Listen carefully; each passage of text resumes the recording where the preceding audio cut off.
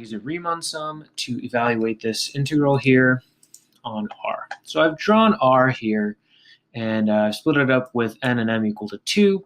And we're going to take the upper right-hand corners, the ones in red, to be our sample points. So this, again, is a Riemann sum, so it's a double sum. So the first thing that we do is you calculate the delta area, which is 1/2. And then we're going to take f of each one of these sample points in red. Right? Each one of these sample points in red, and f is this guy here. Okay, so let's go ahead and plug all these guys in. Let's see what we get. So we're going to get e to the negative 1/2 plus e to the negative 1 plus 2e to the negative 1, and then plus 2e to the negative 2. All right, so calculator.